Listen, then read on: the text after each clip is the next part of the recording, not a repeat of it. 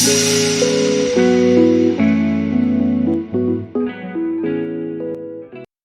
안녕하세요. 변리사 스쿨 민법 강사 류호권이라고 합니다. 오늘은 저 1차 설명회죠, 그죠? 그래서 여러분들이 이제 변리사 1차 시험 준비하기 위해서 가장 먼저 이제 민법부터 시작하시는 분들이 많고, 또 이제 민법을 공부 열심히 해야 되는 거 아시죠, 그죠? 그래서 오늘은 민법을 어떻게 하면 이제 점수를 잘 맞을 수 있냐, 뭐 이런 것 좀 한번 이제 개략적으로 말씀을 드려보겠습니다.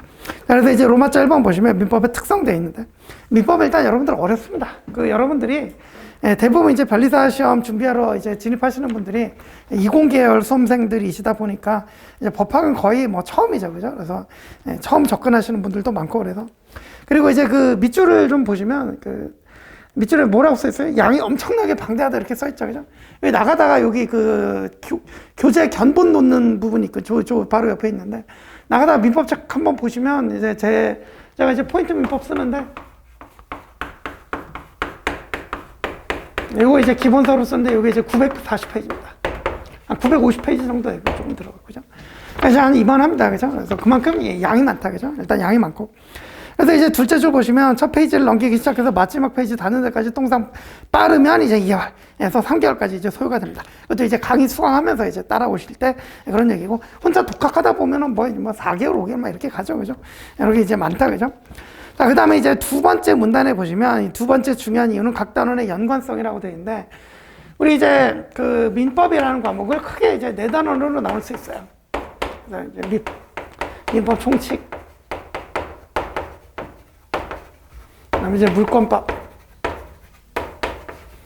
그다음에 이제 채권 총칙, 그다음에 또 채권 각칙, 이렇게 크게 이제 4단원으로 나눌 수 있는데, 우리 이제 교과서 편제도 뭐 이제 순서대로 이렇게 이제 편제가 돼 있는데, 예를 들면 이제 민법 총칙이라는 게 뭐냐면 물권법에 공통되는 사항들, 그다음에 말 그대로 총칙이잖아요. 그래서 채권법에 공통되는 사항들을 전부 다 모아놓고 이게 민법 총칙입니다, 그죠? 그다음에 여러분들이 뭐 지금은 무슨 얘기인지 모르시겠지만, 이 물권이라는 게 변동이 되려면 또 채권이 먼저 성립되고 이행되는 과정에서 물권 변동이 일어나거든요. 그리고 쉽게 얘기해서 얘네들도 뚝뚝 떨어져 있는 게 아니라 다 연결이 돼요. 이거 뭐 채권이니까 총론이랑 강론이랑 연결돼 있죠, 그죠? 그러니까 쉽게 얘기해서 이거 할 것 없이 다 연결이 다 돼 있다. 그러니까 이제 이게 무슨 얘기냐면, 우리 이제 공부할 때는 뭐 당연히 처음부터 이제 순서대로 이런 식으로 공부를 하게 되는데, 예컨대 이제 민법 총칙을 자기가 좀 잘하고 싶다 그래서 민법 총칙만 한 10회 독했다. 그래도 이제 민법 총칙이 제대로 이해가 안 됩니다. 왜? 이거 다 알고 와서 봐야 제대로 이해가 됩니다. 얘만 뚝 떨어져 있는 게 아니란 얘기죠, 그죠? 그래서 저도 이제 기본 강의 하다 보면 여러분들 생전 처음이니까 뒤에 있는 개념들 다 끌어와서 설명 드리고 그러면서 간신히 진도 뻘뻘 나갑니다. 이해가시죠, 그죠? 그래서 두 번째 문단 보시면 이 각 단원의 연관성이 있어서 밑줄 보시면 대표적인 예로 이제 뒤에 나오는 물권이나 채권을 알아야 이제 앞에 있는 민법 총칙을 제대로 이해할 수 있다. 그래서 민법 총칙만 한 10번 읽어도 이게 제대로 이해가 안 된다, 그죠?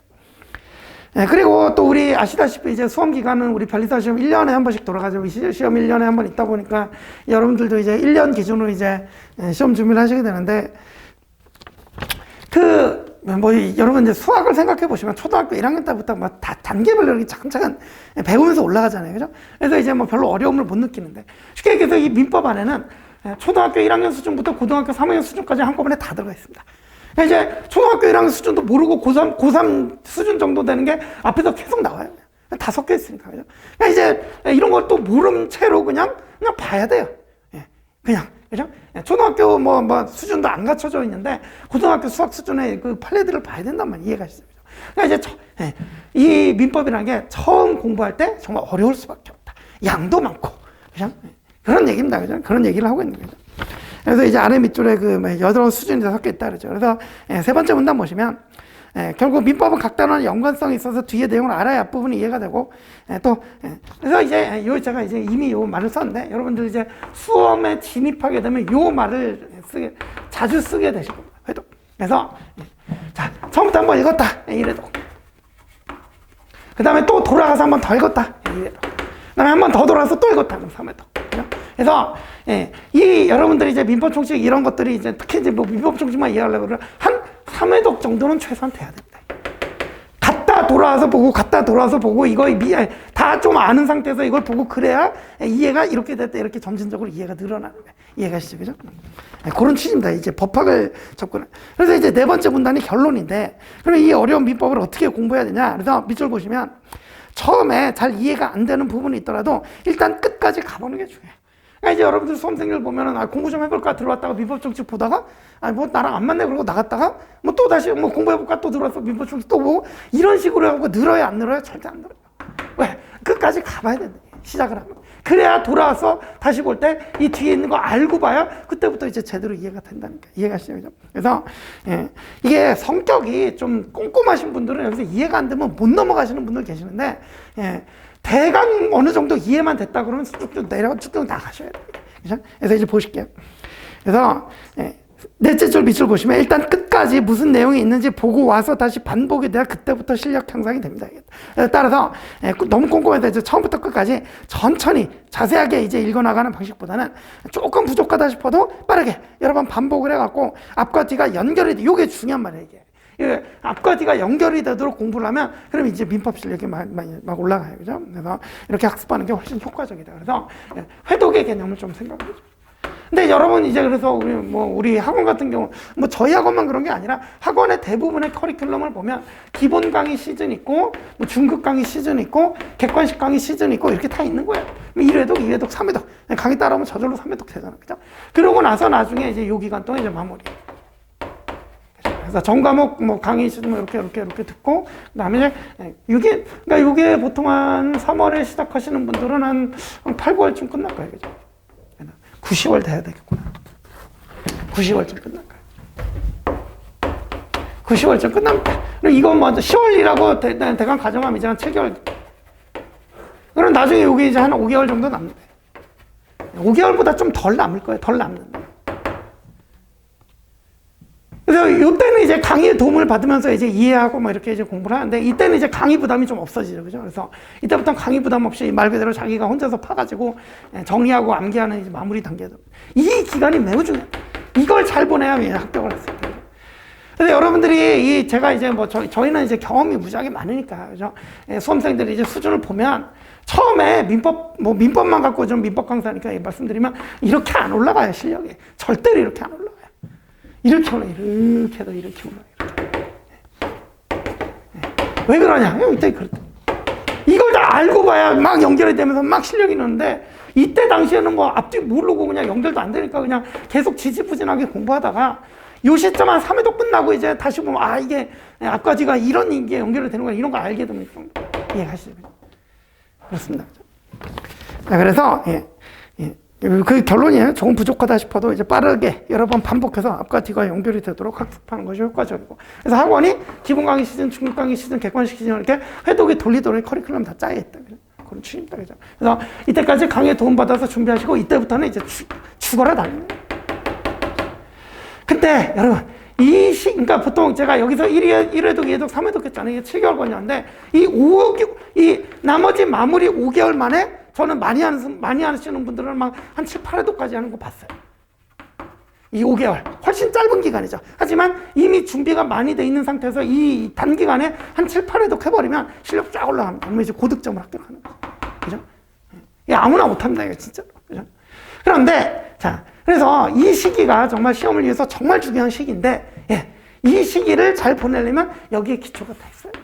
여기서 빵꾸 나잖아요? 그럼 이 시기에 달리질 못하고 여기서 나온 빵꾸 메꾸는데 시간 다 보내면 여기서는 이제 이렇게 못 올라가고 이렇게 되었다고 이해하시죠?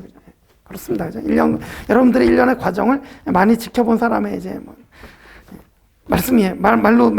이제 경험을 이제 들려드리는 거예요.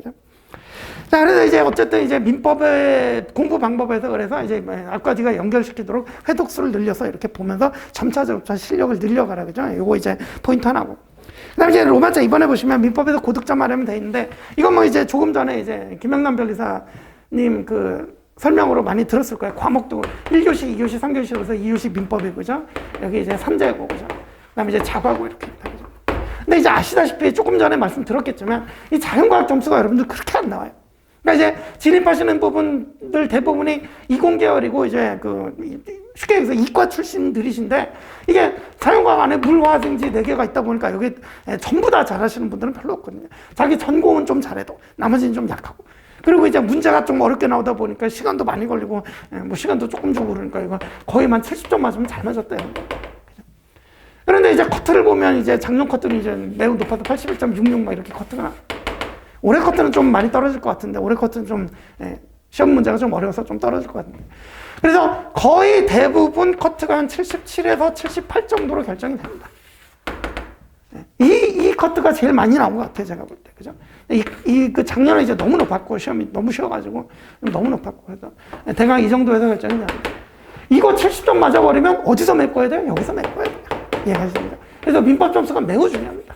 그리고 민법은, 속된 말로 이런 얘기 하죠. 한 만큼 나와요. 한 만큼. 그러다 보니까 이제 수험생들이 이거 점수 받치라고 생각하고 이 부분 매우 열심히 합니다. 그래서 보실게요. 이제 프린트 보시면 민법에서 고득점에 1차 시험에 합격할 수 있다 그랬죠. 그래서 민법을 정복하는 건 매우 어려운데 아이러니하게도 1차 시험에 합격한 수험생들 점수 통계를 한번 봐보면 민법 점수가 제일 높습니다. 올해 시험도 마찬가지였어요. 올해 시험 되게 어려웠는데 민법도 되게 어려웠는데 그 와중에 민법을 좀 잘 맞아갖고 뭐 요즘 말로 이런 하드 캐리 뭐 이런 말 쓰잖아요. 그래서 민법 이렇게 어려울 때 민법 한 90점쯤 찍어주면 이 민법이 하드 캐리 해갖고 이거 커트 이제 넘어가고 이제 고득점자들 이렇게 나온단 말이죠. 올해 이런 친구들 많이 봤어요. 저한테 얘기해주는 친구들도 있었고, 그죠? 감사 인사 해주는 친구들도 있었고. 이제 민법을 잘하면 하여튼 합격에 가까워지고 1차 합격에 가까워지고 못하면 이제 힘든 거예요. 자, 그래서 이제 이 페이지에 가신 메뉴에 민법에서 고득점 하지 못하면 이제 1차 합격이 어렵다 써있죠. 그죠? 그래서 이제 민법에서 고득점 하려면 어떻게 공부해야 될까 하는데 여기 나오는 내용들은 여러분들에게 전부 지금 설명드려봐야 뭐 여러분들이 제대로 다 받아들이실 수 없을 거예요. 그래서 일단 뭐 간략하게 설명드리고 나중에 이제 저랑 만날 기회 있으면 또 그때부터 계속 그때 또 이제 더 자세히 말씀드리는데 일단 1번은 제목만 보세요. 뭐 이해와 암기의 반복이다. 그래서 기본적인 공부라는 게 다 그렇잖아요. 이해하고 암기하고 이해하고 암기하다 보면 서로 시너지를 일으켜서 막 열심히 그 실력이 팍팍 올라간다. 근데 이제 제가 이제 1번에다가 가로치고 암기의 중요성이라고 특히 강조를 해놨는데 이게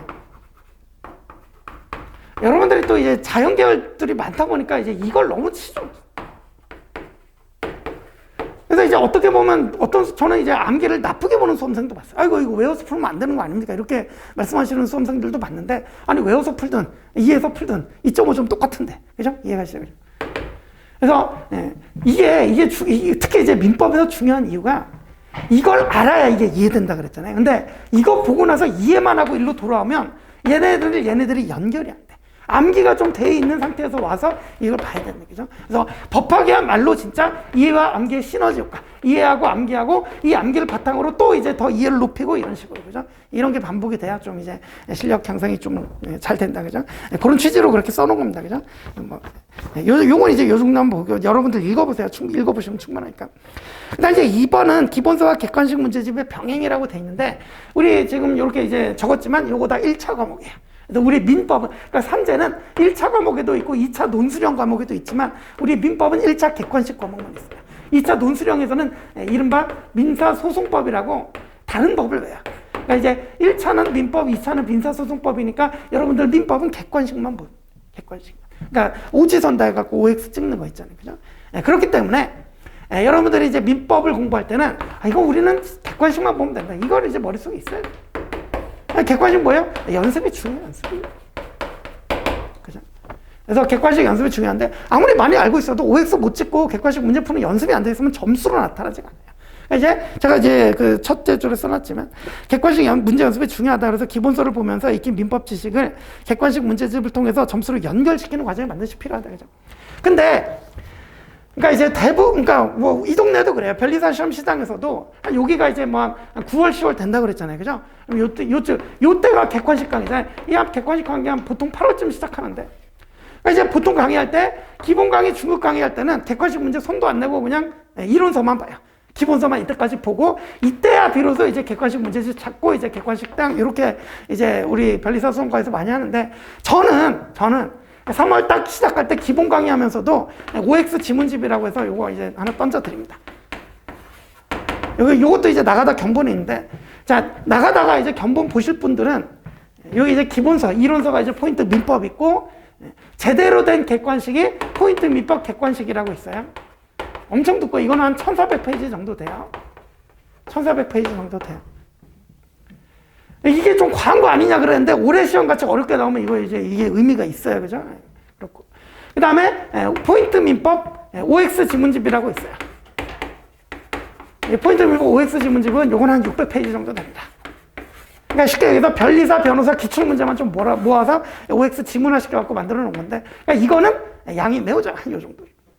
그래서 이제 제 생각이 뭐냐면, 이 두꺼운 1400페이지 문제집은 이때 잡고, 그죠? 근데 이때, 이 두꺼운 문제집 이때부터 잡기 시작하면 시간이 모자라. 그래서 미리 기본 강의 하면서부터 요 600페이지 정도는 같이 가지고 가자. 그런 취지. 그래서 그냥 이제 기본 이론만 듣다가 뭐 하시지 마시고, 처음부터, 그러니까 이제 저도 강의도, 그러니까 1회 강의를 이제 민법 정책 어느 정도 진도 나가면 여러분들이, 제가 이제 진도 나가면 여러분들은 집에 가서 하실 일이 기본서 정도. 그 다음에 OX 문제집, 이건 양이 얼마 안 돼요. 거기에 해당하는 OX 지문집 풀이. 이렇게 해갖고 오시면 제가 2교시 첫 시간에 이 OX 지문집을 한 20-30분 풀어드리고, 그러고 또 이제 다음 주 이런 식으로 해갖고, 저는 이제 처음부터 그냥 OX 지문집이랑 같이 가요. 기본서하고 OX 지문집하고 같이 가요. 그러면 이렇게 이제 미리 이거라도 해두면, 이 나중에 한 8월쯤에 이 두꺼운 문제집 잡아도 좀 부담스럽지 않아요. 해볼만 해요. 이해가시죠? 그죠? 그런 취지로 이제 저는 이제 객관식 문제집까지 그냥 처음부터 좀 병행해요. 그죠? 그렇게 이제 생각을 해주시면 되겠습니다. 자, 그래서 거기 뭐 객관식 문제집 같이 하면 뭐 좋은 게 뭐가 있냐 뭐 이런 얘기 써놨고, 이제 3쪽에 가시면, 그래서 이제 여러분들 그러니까 저도 이제 종합반하고 상담해보면 이거 뭐 민법 어떻게 공부해야 되냐 뭐 이렇게 많이 얘기 듣는데, 문제 뭐 많이들 물어보시고 그러는데, 아이고 별거 없어요. 그래서 첫째 쪽, 그 둘째 문단 첫째, 일단 강의 들어서 이해하고, 두 번째 기본서 정독하고, 그 다음에 세 번째 객관식 문제 풀어보고, 이거 그냥 무한 반복이라고 생각하시면 돼요. 시험 끝날 때까지. 그죠? 가장 기본적인 공부 방법이겠죠. 그죠? 그렇습니다. 그죠? 자, 이렇게 이제 말씀드리고. 자, 그 다음에 이제 3페이지 3번에 조문의 중요성 이렇게 되어 있는데, 우리 여러분 민법이라는 걸 배울 때 어떻게 구성이 되냐. 민법이라는 과목은 조문, 판례, 이론, 뭐 이렇게 나눠볼 수 있습니다. 조문, 판례, 이론. 여러분 조문은 딱 들어보시면 아시겠지. 이른바 법 규정을 말합니다. 법 규정. 그러니까 민법이면 이제 민법 조문, 그죠? 이거 말합니다. 그다음 판례는 뭐냐? 이거 대법원 판결문이라고 생각하시면 됩니다. 대법원 판결문. 그러니까 이제 우리 민법이 조문이 지금 뭐 1000조가 넘어가는데, 이제 여러분들은 우리 변리사 시험에서는 가족법을 빼고 보기 때문에 재산법만 치면 한 766조 돼요. 그죠? 1부터 766조까지인데. 조문도 많은데, 그래도 이 복잡다기한 세상에서 우리 민사에 관한 사건들을 전부 다 규정을 해놓을 수가 없어요. 그러니까 쉽게 해서 법 규정에도 공백이 있고, 그죠? 그리고 규정은 해놨는데 이게 무슨 소리냐, 이렇게 하라는 얘기냐, 이렇게 하라는 얘기냐, 좀 해석에 좀, 그죠? 여지가 있다 그러면 그때 이제 등장하는 게 법이 비어있는 부분을 채워주고, 법의 해석이 애매모호할 때 이걸 명확하게 해주고, 이런 대법원 판결문들이 나오는데 그걸 판례라고 합니다. 그죠? 그 다음에 이제 이론이라고 써놨는데, 이거는 뭐 일단은 뭐 그냥 견해 대립이랑 비슷한 말이다 이렇게 써놓으시죠. 어떤 사건이 일어났을 때 이걸 A 쪽으로 해결할 거냐, B 쪽으로 해결할 거냐, 그러면 대학교 뭐 교수님들이죠. 학자분들, 그죠? 야, 이렇게 해석하는 게 맞다. 이렇게 해결하는 게 맞다. 그러면 싸웁니다. 그죠? 이른바 이거 견해 대립이라고 하는데, 이런 거 이제 뭐, 그러니까 이론이 견해 대립만 있는 건 아닌데, 이제 견해 대립이 그러니까 이론의 거의 대부분을 차지합니다. 그죠? 그래서 이 쉽게 얘기해서 이거 대학교 교수님들인데, 우리 대학교에서 이제 그 학자로서, 그죠? 학술적으로 이제 민법에 정진하시는 분들은 관심이 어디 있냐? 이 조문이나 판례가 잘못되어 있다? 우리 올바른 방향으로 가야 된다. 그러니까 우리 수험생들은 그냥 이거 외우고 이거 무슨 내용이냐 외우고만 이런 수준이지만, 이 교수님들은 이런 거 다 꿰뚫으시고, 야, 이거 조문 잘못됐으니까 좀 이렇게 가야 되는 거 아니냐, 판례도 야, 이 판례 좀 잘못된 건 이렇게 가야 되는 거 아니냐, 이런 식으로 이제 위에서 이제 보신단 말이죠. 그래서 이렇게 뭐 판례가 잘 됐네 잘못됐네 견해들이 막 이렇게 있는데, 자, 아까 우리 시험은 뭐라 그랬어요? 객관식 시험이라고 했죠. 이거 나올 수 있어야만 나와요? 못 나와요. 정답이 없어요. 이 교수님 맞아요? 이 교수님 맞아요? 몰라요. 정답이 없어요. 그러니까 가장 시험 출제 비중이 떨어지는 게 이제 이론이라고. 근데 판례는 대법원 판결문 야 이럴 때 이렇게 한다 딱 내줬으니까 이게 정답이 될 수 있죠. 그래서 출제 비중을 보면 이거 이제 한 10%에서 15% 정도 뭐 이게 제가 퍼센트로 나왔으니까 뭐 좀 다를 수 있는데 이게 이제 뭐 7, 80%. 이건 이제 뭐 5에서 10%. 이제 판례가 출제 비중이 가장 높습니다. 그리고 여러분 기출문제 한번 구경해 보신 적 있는 분인지 모르겠는데 기출문제 한번 구경해 보시면 문제 뒤에 항상 거의 대부분 이런 말이 따라 다툼이 있으면 판례에 의한 이런 말이 따라 나옵니다. 그만큼 이제 판례가 중요하다는 얘기죠. 그래서 판례가 이제 가장 비중이 높아요. 그러다 보니까 여러분들이 이제 판례는 무지하게 공부들을 열심히 하십니다. 그죠? 그랬는데 이제 나중에 뭐가 문제가 생기냐? 조문에 문제. 비중은 얼마 안 되지만 일단 첫 번째 이 판례가 제가 아까 조문에 공백이 있거나 해석에 다툼의 여지가 있을 때 판례가 나온다 그랬죠. 그죠? 그러니까 이걸 알아야 이걸 아는데 수험생들이 이거를 상당히 경시하는 경향이 있습니다. 이게 많이 나오든가 여기에 치중을 한다. 그럼 나중에 결국 시험 봤을 때 이거 뭐 기본적인 판례 문제 다 맞췄는데 여기서 뻥뻥 나가고 한 문제 차로 떨어지고 뭐 이런 일들이 생긴단 말이죠. 그죠? 그래서 제가 이제 3번에 괜히 적어 놓은 게 아니에요. 이거는 민법 공부의 그냥 기초라고 생각하시면 돼요. 그래서 3번 조문의 중요성인데 이제 밑줄 따라오세요. 출제 비중으로 보면 판례 조문 이론의 순서가 되는데 아래 밑줄 판례를 정확히 알기 위해서는 조문의 숙지가 선행이 돼야 된다. 그래서 실전에서도 평이한 판례 문제는 대부분 수험생들이 맞추다 보니까 결국 조문 문제에서 승부가 나는 경우도 많이 있다. 그죠? 그래서 이제 두 번째 문제. 그럼 어떻게 해야 되냐? 이제 세 번째 문단을 보면 우리의 목표는 나와 있어. 목표. 조문은 입체적으로 읽어야 됩니다. 한번 그 세 번째 문단 보시면 제가 이제 수업 시간에 맨날 조문은 입체적으로 읽어야 된다라고 말씀을 드리는데 이게 무슨 얘기냐면 조문 하나를 읽으면서 그 둘째 줄에 당사자 간의 이해관계라든지 사실관계 관련 판례 기출문제 이런 게 막 떠올라야 돼. 이런 게. 그죠? 조문 하나 읽는데. 그 정도 이제 수준이 되면 민법 실력이 이제 올라가 있는 거예요. 그죠? 그렇게 돼야 되는데 이게 어디까지나 이제 목표고 이렇게 되려면 처음부터 당장 안 되잖아요. 여러분 처음에 민법 조문 읽으면 무슨 소리인지도 모릅니다. 그래서 1단계는 뭐예요? 일단 국어적 의미부터 이해를 해야 될 거 아니에요. 무슨 얘기하는 거지. 그죠? 그래서 1단계 이렇게 가다가 그 다음에 2단계 아이고 여기서 뭐 판례 좀 꼬이고 그 다음에 나중에 기출문제까지 풀어버리면 기출문제도 꼬이고 이러면 나중에 이걸 반복이 되다 보면 조문 하나만 딱 봐도 이 조문에 연결되는 판례와 기출문제가 막 떠오르면서 그게 실력인 거예요. 이해가시죠? 그죠? 그렇게 되려면 처음부터 습관을 잘 잡아놔야 돼요. 요 말씀 드리려고 지금 하는 거예요. 그래서 둘째 문단 보시면 처음에 공부 시작할 때 가장 중요한 것은 조문을 대하는 태도예요. 그래서 밑줄 보시면 반드시 별도의 조문집을 가지고 다니. 이거 민법 조문 이거 1조부터 1조부터 766조를 그냥 복사해 가지고 이제 저는 뭐 이제 기본 강의 때 이제 프린트해서 나눠 드리는데 복사를 해 가지고 이제 들고 다니면서 밥을 먹을 때나 지하철을 탈 때나 화장실을 갈 때나 맨날 옆에 들고 다니면서 이걸 보는 습관을 들여주란 말이에요. 그죠? 이게 이제 기본입니다. 그죠? 그래서 써있죠. 수업을 들을 때나 기본서를 볼 때나 객관식 문제를 풀 때나 조문이 나오면 조문집을 열고 반드시 확인해보고. 그죠? 처음에 이제 습관 잘 들여라. 그래서 자, 세 번째 문단. 우리 조문은 입체적으로 읽어야 되는 게 우리 목표인데. 그죠? 그래서 넷째 줄 보시면 조문과 판례 기본서 객관식 문제 유기적으로 계속 반복해서 학습하다 보면 어느 순간에가 스스로 입체적으로 읽게 될 수 있는데 이를 위해서 처음부터 습관을 잘 두자. 조문집을 항상 옆에 두고 나올 때마다 확인하는 습관을 잘 들여주자. 그래서 밑에서 셋째 줄 이게 이제 결론이죠. 초심자라면 우선은 조문의 국어적 의미를 이해하는 데 초점을 두고 공부를 하시겠지만 조문과 친해지는 연습을 좀 하면서 특히 굵은 글씨 초심자라면 민법을 공부할 때 항상 조문집을 들고 다니며 수시로 보는 태도만 길러도 먹고 쉽게 해서 요즘 말로 먹고 들어간다. 그죠? 이해가시죠? 이런 말씀 드립니다. 그죠? 그 다음 이제 4번 교재의 선택인데 이건 간단하게 말씀드릴게요. 자, 아까 포인트 민법 기본서 950페이지라고 했죠. 그죠? 그래서 요즘 제일 많이 보는 K 교수님의 교과서 보면 2000페이지가 넘어갑니다. 그냥 민법 교재인데 2000페이지가 넘어가요. 미만합니다. 그죠? 자, 그런데 교수님들의 관심은 어디 있다고요? 그죠? 그러다 보니까 저 2000페이지 넘어가는 부분에 이 이론에 대한 부분이 상당 부분 많이 할애가 되어 있습니다. 근데 시험에 나와요, 안 나와요? 안 나오잖아요. 그죠? 그래서 이게 학술적 가치를 놓고 보면 제가 쓴 이 포인트 민법, 이건 저는 수험서로 쓴 거예요. 그죠?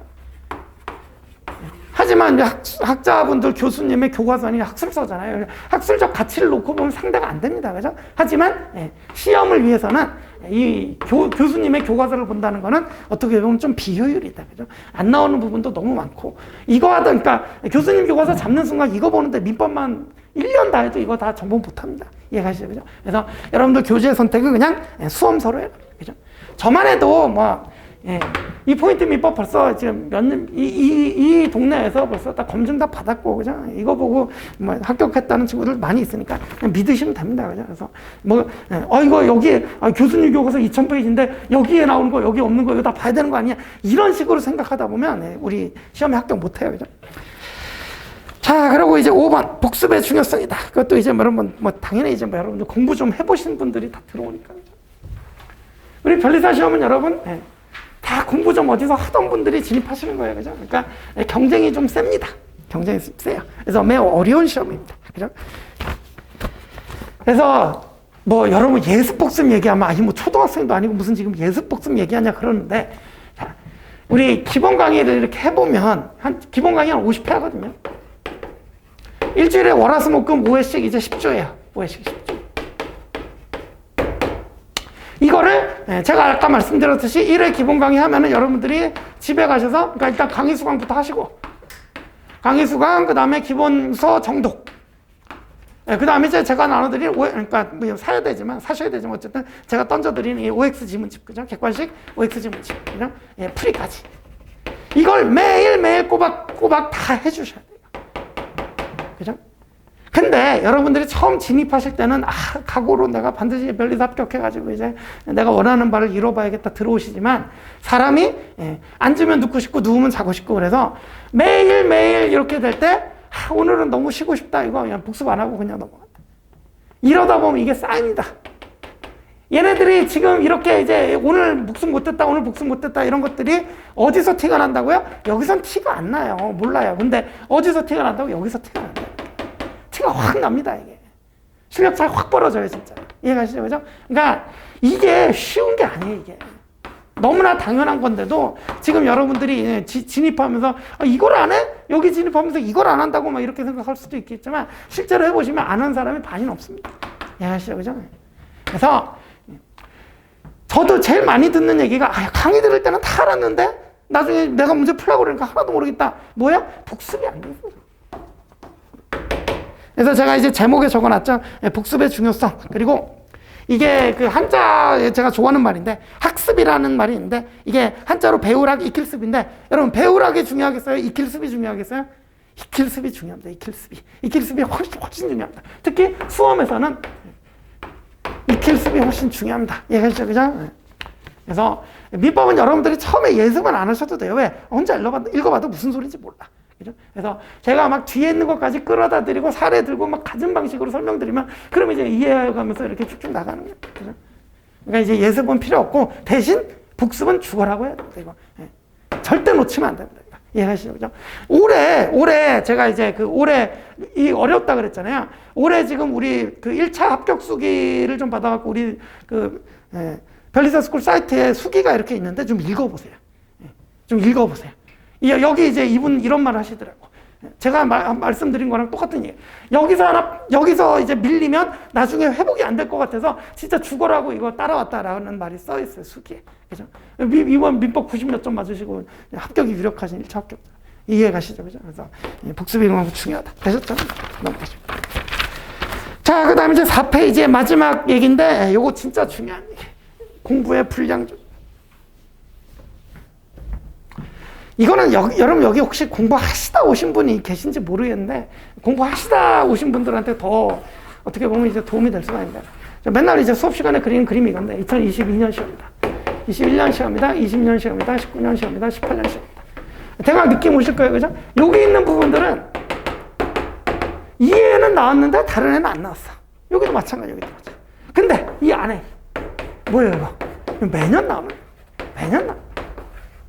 그럼 여러분들이 공부할 때 어디를 열심히 공부해야 돼요? 이렇게 그려드리면 당연히 이걸 열심히 해야지. 그냥 매년 나오니까. 그냥. 그런데 수험생이 일단 가장 중요한 게 이거.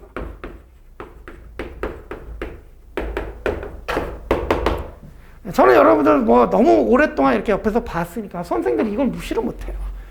지금 힘든 사정에서 부모님 돈 받아서 뭐 공부하는 사람도 있고, 뭐, 그죠? 자기 뭐 직장 다니다가 뭐 돈 좀 모아둔 거 갖고 이거 갖고 승부 보려고 뭐 이런 절실한 분들 많잖아요. 그죠? 근데, 이거 떨어져 버리면, 1차 떨어져 버리면 시간과 비용과 말도 못 하잖아요. 그죠? 그러니까 불안하다 보니까 어딜 쫓아다녀? 이것들 쫓아다녀. 하나라도 더 맞춘다. 그러니까, 이거 하나라도 틀리면 떨어진다는 불안감에 이런 거 쫓아다녀요. 자, 그럼 공부 범위가 어떻게 되냐? 이만큼 공부하면 되는데 늘린단 말이죠. 그러면 이만큼 공부해야 돼. 근데 민법을 이렇게 늘리는 사람이다 그러면 민법만 늘리겠어요? 특허법 가서 또 늘려. 그러니까 모든 과목을 이렇게 늘리는 거야. 불안하니까. 제가 이 말씀은 반드시 이제 여러분들에게 제가 맨날 설명할 때 강조를 하는데, 여러분들, 여러분들은 그나마 나아요. 왜? 3월 달에 와서 이제 설명회 듣고 있으니까. 그나마 아직 1년이라는 시간이 남았어요. 그죠? 근데 1년이라는 시간 길어요, 짧아요? 무지하게 짧아요. 왜 그러냐? 제가 생각할 때 1차 합격할 정도로 공부를 하려면 그 공부해야 될 분량이 1년 안에 보통 사람이 할 수 있는 분량이 아니에요. 사실은 저는 좀 더 많다고 생각해요. 그러니까 이제 수험생들은 진입하자마자 항상 시간 부족에 쫓기는 거예요. 시간 부족. 여러분, 3월에 진입해서 시간 많네. 그러면 절대 많지 않습니다. 그런데 이것도, 그러니까 보세요. 또 중요한 건 뭐냐면, 이쪽 거를 자꾸 신경 불안하니까, 아이고 여기서 나오면 어쩌지, 자꾸 이렇게 이런 거 보다 보면 어디서 빵꾸 하나요? 결국 여기서 빵꾸 하나요. 여러분, 이제 뭐 1차도 좀 했다가 안 되시는데 2년 3년 계속 안 되시고 이렇게 안 되시는 분들이 있는데, 제가 볼 때 제일 안타까운 게 이거예요. 안 되니까 또 더 불안하니까, 그럼 이것도 자꾸 이쪽으로 하시. 그럼 여기 다 빵꾸나. 이해가시죠? 무슨 얘기인지. 그죠? 그래서 여러분들이 중요하게 일단 해야 돼. 그러니까 제가 항상 말씀드리는 게, 여기 있는 거 하고 싶으면 이거부터 좀 하고 해라. 근데 이거 제대로 하는데도 이 시간이 모자라다고. 이해가시죠? 무슨 얘기인지. 그죠? 그래서 반드시 여러분들은 함부로 공부 범위 늘리는 거 아니에요. 불합격의 지름길입니다. 그래서 제가 이제 그 문장 좀 읽어볼게요. 그 6번 공부할 분량이 조절되어 있는데, 이제 밑줄, 제가 이제 한 발, 불안감 그랬는데, 여러분들 이것도 무시 못해요. 진짜 호기심. 여러분들이 이제 공부를 하던 분들이니까, 조문이 이럴 때 있고, 판례가 이럴 때 있는데, 이럴 때 있는데, 그럼 이럴 때는 어떡하냐? 좋은 판례 없어요. 근데 여러분들 무지하게 궁금해요. 막 질문하고 막 그래요. 필요해요? 필요 없어요? 시험에 안 나와요. 조문도 없고 판례가 없는데 어떻게 나와요? 이해가시죠? 그죠? 이런 거 하는 순간, 이거는 뭐 완전 기회비용의 시간이 줄어들어요. 우리는 항상 시간이 부족하거든요. 이해가시죠? 그래서, 이제 요 밑줄만 한번 읽어볼게요. 그래서 민법 공부를 하다 보면 중간쯤에 필연적으로 지적 호기심이 발동하게 되는데, 이런 지적 호기심을 충족시키기 위해서 더 넓게, 더 깊이 파고들다 보면 이 민법이라는 물이 끝이 없습니다. 또한 시험을 보면 반드시 생전 처음 보는 지문을 만나게 돼요. 올해 같은 시험도 그랬어요. 어려워가지고 아무리 공부 많이 하고 가도 다 처음 보는 지문들이 다 있게 마련해. 그죠? 그래서 반드시 합격한다는 불안감에 이런 것까지 모두 커버한다고, 그냥 내가 보는 교재에 없는 거 있나 뭐 찾아보고, 내가 교재에 혹시 빠져있는 판례가 있는지, 내가 모르는 어려운 판례가 더 있지 않은지 불안해하면서 책에도 없는 판례 찾아가며 막 공부의 양을 늘리고 막 그냥 된다 안 된다? 안 된다. 이러면 불합격의 길로 접어드는 거예요. 그래서 이제 둘째 문단 보시면, 수험생활에 있어서는 항상 지적 호기심과 불안에 대한 적절한 제어가 필요합니다. 이거 제어하는 것도 수험의 과정이에요. 이거 제어 못하는 사람은 합격하기 힘들어요. 그래서 보시면 남들 못 맞추는, 이게 시험이 어렵고 경쟁도 세고 그렇게 말씀을 드렸지만, 그래도 이 커트라인 수준을 보면 한 20점 정도의 여지는 남아있는 거예요. 틀려도 된단 말이에요. 이해가시죠? 그죠? 이걸 잘 활용해야 돼요. 진짜로. 그래서 보시면, 그래서 남들 못 맞추는 문제까지 맞아야 합격하는 시험이 아니에요. 남들 다 맞추는 문제만 다 맞아도 합격하는 데 지장이 없는 시험이에요. 특히 1차 시험. 근데 그걸 못해요. 그걸. 왜? 이러다가. 이해가시죠? 그죠? 그래서 이제 둘째 줄, 밑에서 이제 넷째 줄 보시면, 여러분들은 수험을 위해서 민법을 공부하시는 분들인 만큼 이 지적 호기심과 불안함을 잘 억제하고 공부할 분량을 최소화해서 딱 그만큼을 시험장에 들어갈 때 가장 선명하게 만들어서 들어가야 돼. 그게 중요한 거예요. 정확하고 선명하게. 많이가 아니라 정확하고 선명하게. 이해가시죠? 그래서 굵은 글씨. 남들보다 더 많이 알려고 애쓰지 마시고 모든 기본서나 문제집에 다 나와 있는 조문과 기본 판례를 이런 걸 더 정확하고 선명하게 자기 것으로 만들기 위해서 노력을 하면 그러면 시험에 합격에 가까워져요. 되셨죠? 그죠? 네, 요 정도 하겠습니다. 그래서 마치며 돼 있는데, 예, 속된 말로 우리 1차 시험은 앞에 강사들을 시키는 대로만 잘 따라오면 된다 말씀드렸는데 그것도 못 따라오시는 분들이 많죠. 그죠? 예, 그래서 이렇게 말씀드리는데 제가 이거 2장짜리 나눠드렸는데 여러분 이게 그러니까 1회독 할 때 읽어보는 거하고 2회독 하고 읽어보는 거하고 좀 느낌이 다를 거예요. 그래서 예, 여러분들 이제 이것들이 그러니까 지금 알려드려도 다 알고 있는가? 여러분 이렇게 있을 때 합격이 여기 있잖아요. 그럼 일로 가야 되는데 여러분들이 다 이렇게 알려드리고 그러는데도 자꾸 하다 보면 불안하니까 지적 호기심 때문에 저절로 여러분들이 이쪽으로 가고 있는 여러분들을 발견하게 될 거예요. 그럴 때마다 스스로 이쪽으로 돌아오셔야 돼요. 요거 버리지 마시고 이래도 끝날 때마다 한 번씩 읽어보세요. 그러면 좀 도움이 되실 거예요. 이해가시죠? 그죠? 공부하다가도 내가 이거 너무 이런 거 파고 있는 거 아닌지 스스로 자아 성찰이 필요하다고. 이해가시죠? 그죠? 되셨습니다. 자, 뭐 설명인데 좀 많은 말씀 드린 것 같아요. 이 정도 말씀 드리고 다음에 이제 자연과학에 대해서는 이제 다음에 선생님께 또 더 바통을 넘겨드리도록 하겠습니다. 자, 오늘 뭐 여러분들께 말씀드린 내용이 좀 도움이 되셨으면 좋겠고 다음에 기회 있으면 또 얼굴 뵙고 직접 민법을 같이 공부하는 그런 시간이 또 있었으면 좋겠습니다. 오늘 수고하셨습니다. 다음에 뵙겠습니다.